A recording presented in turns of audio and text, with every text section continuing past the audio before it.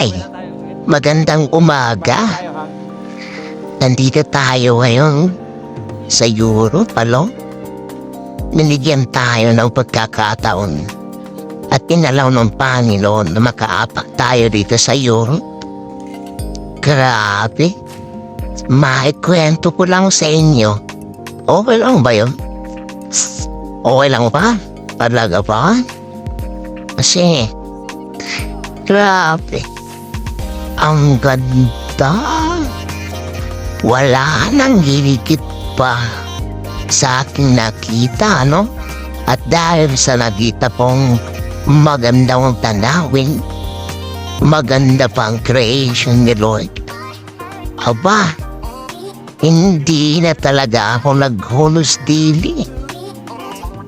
Talagang kinuha ko na ang aking camera at kumuha tayo ng mga magagandang imahe. Mamaya ipapakita mo sa inyo. Husgahan nyo na lang. Ewan po lang. Baka maya-maya i-download niya pa. Ito nga pala, Napakataas ng araw dyan. Pero hindi namin ramdam ang init. Alam niyo po kung bakit? Dahil pakalamig naman ng simoy ng hangin. Kaya okay lang. Parang nag-aagaw yung lamig at init. Pero mas nananaig talaga ang lamig. Kaya, ayan, kuha tayo ng kuha sa bandang dolo, Ipapakita ko sa inyo ang aking mga nakuha ko. Mga imahe. At dito pala sa Europe, kahit saan ka magpunta,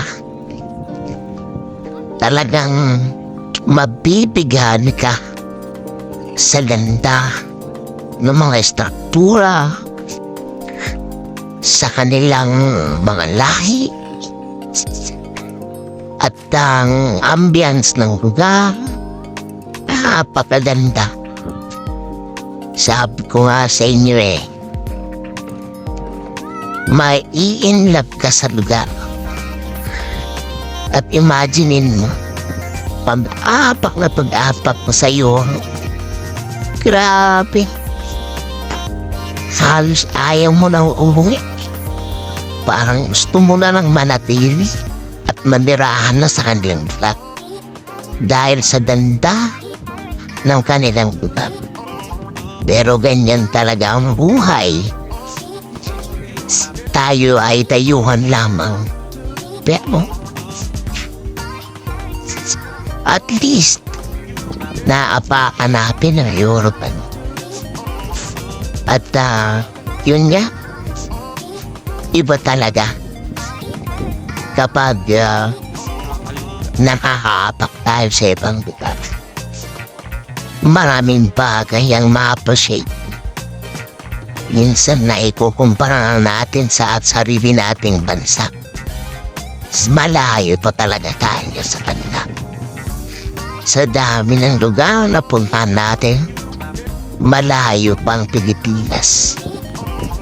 Kaya para bang napag-iiwanan talaga tayo. Pero ganun pa man, siyempre. Ganyan talaga. Malay natin. Baka bukas makalawa. Tayo naman. Diba? Pero sa ngayon, hayaan mo nating i-appreciate iba ang lugar na mayroon sila. Kaya nga, mabait si Ludi. Kasi, alam mo, matagal po ang pinanalangin po. At sa haba-haba ng buhay, ngayon lang sinugon ng Panginoon. Ngayon niya binigyan ng kasagutan. Kaya abangan nyo ang susunod kong video ha. Ipapakita ko sa inyo ang buong video ko rito. Ito yung video na to, ito lang yung kung saan kumuha ko ng mga sa isang part lang ito ng aming pagirikot. Actually, pero masaya na ako. Kahit dito pa lang masaya na ako. Kaya salamat. Kahit pa paano meron akong may kwento sa inyo. Kaya God bless you. See you sa susunod naming video. Bye-bye!